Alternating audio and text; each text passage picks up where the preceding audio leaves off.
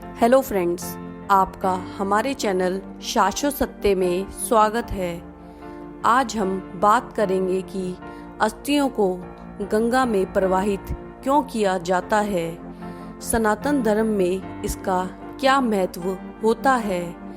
गरुड़ पुराण में स्वर्ग, नरक, पाप, पुण्य के अलावा भी बहुत कुछ है और उसमें ज्ञान, विज्ञान, नीति, नियम और धर्म की बातें हैं। गरुड़ पुराण में जहाँ एक और मौत का रहस्य है, वहीं दूसरी ओर जीवन का रहस्य भी छिपा हुआ है।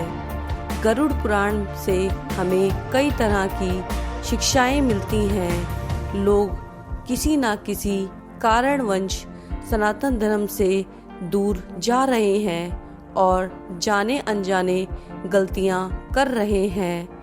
अब जो हम आपको बताने जा रहे हैं वह जानकारी बहुत महत्वपूर्ण है, इसलिए आपसे अनुरोध है कि वीडियो को पूरा सुने, अंत तक बिना स्किप करें, ताकि आप तक पूरी जानकारी पहुंच सके और आप इन बातों को अपनाकर अपनी जिंदगी में कई गलतियों को करने से बच सकते हैं। वीडियो अच्छा लगे तो लाइक एवं शेयर कर दीजिएगा और चैनल को सब्सक्राइब जरूर कीजिएगा। चलिए शुरू करते हैं गरुड़ पुराण के अध्याय 1 को।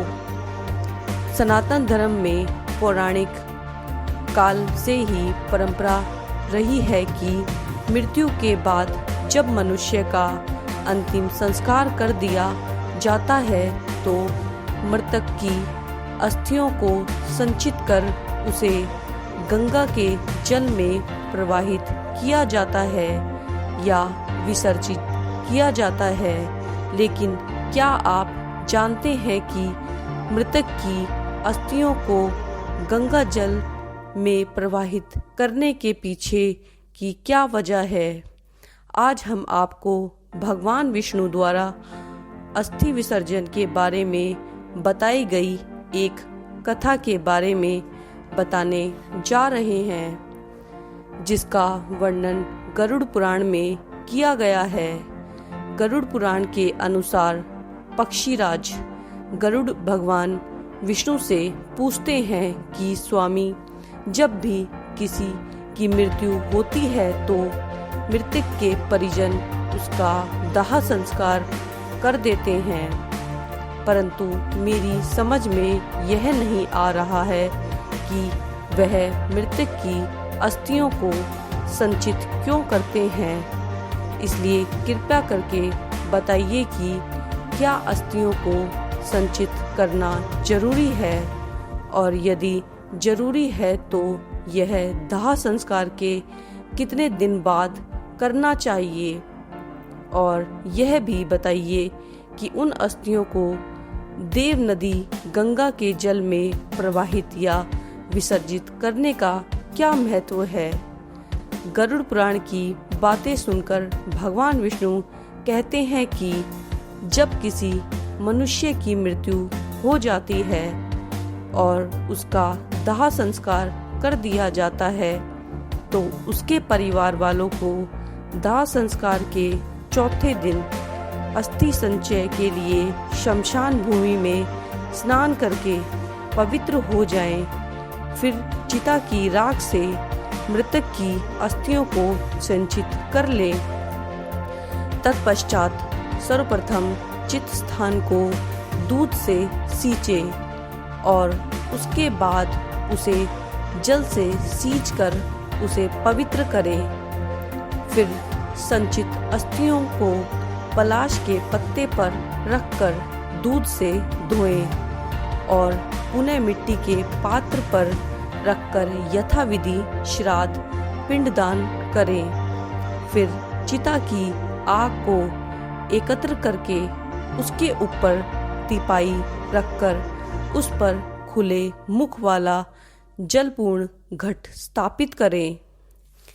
इसके बाद चावल पकाकर उस पर दही और घी का मिष्ठान मिलाकर जल के सहित प्रेत को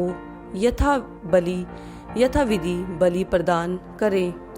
फिर उत्तर दिशा में 15 कदम जाएं और वहां गड्ढों में उस अस्थि के पात्र को स्थापित करें। उसके ऊपर दाह जनित पीड़ा को नष्ट करने वाला पिंड प्रदान करें और उस अस्थि के पात्र को निकालकर उसे लेकर जलाशय जाएं। वहां पर जल और दूध से अस्थियों को धोकर उस पर चंदन और कुमकुम का लेप लगाएं। फिर उन्हें एक दोने में रखकर हृदय और मस्तक में लगाकर उनकी परिक्रमा करें तथा उन्हें नमस्कार करके गंगा के जल में विसर्जित करें। मृतक व्यक्ति की अस्थि 10 दिन के अंतर्गत गंगा जल में विसर्जित हो जाती है। उसका ब्रह्मलोक से कभी भी पुनर्गमन नहीं होता। गंगा जल में मनुष्य की अस्थि जब तक रहती है उतने हजारों वर्ष तक वह स्वर्गलोक विराजमान रहता है। फिर विष्णु भगवान गरुड़ पुराण से कहते हैं कि महाराज भागीरथ उग्र तप कर गंगा देवी को अपने पूर्वजों का उद्धार करने के लिए उन्हें ब्रह्मलोक से भूलोक पर लेकर आए थे और उसके बाद गंगा जल के स्पर्श मात्र से वशीभूत हुए राजा सागर के सभी पुत्र स्वर्ग पहुंच गए थे। तब से गंगा जी का पवित्र यश तीनों लोकों में विख्यात है। जो मनुष्य अपनी पूर्व अवस्था में पाप करके मर जाते हैं उनकी अस्थियों को गंगा में बहा दिया जाता है।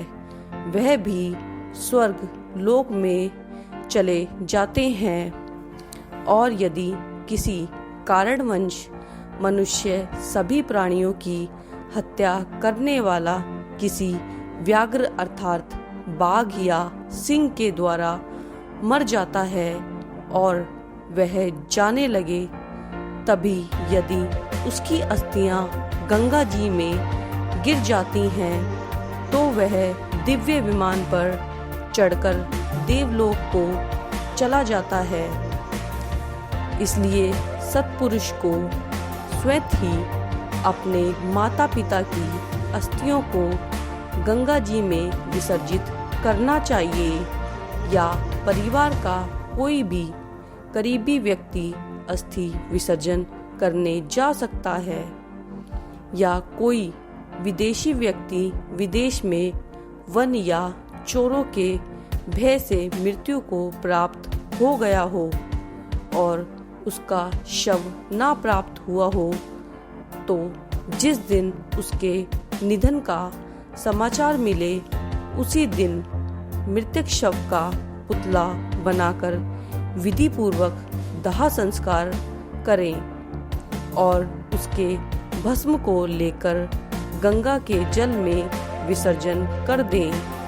इससे आत्मा को मृत्यु लोक से मुक्ति मिल जाती है और वह स्वर्ग चला जाता है।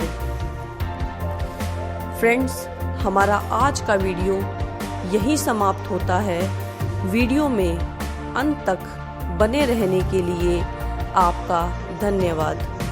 आशा करती हूँ हमारे द्वारा दी गई जानकारी आपको उपयोगी लगी होगी। यदि वीडियो अच्छा लगा हो तो हमें कमेंट में ज़रूर बताएं और चैनल को सब्सक्राइब कर बेल के आइकन को दबाना ना भूलें। वीडियो को लाइक एवं शेयर जरूर करें। जल्द मिलते हैं एक नए एवं रोचक वीडियो के साथ। धन्यवाद।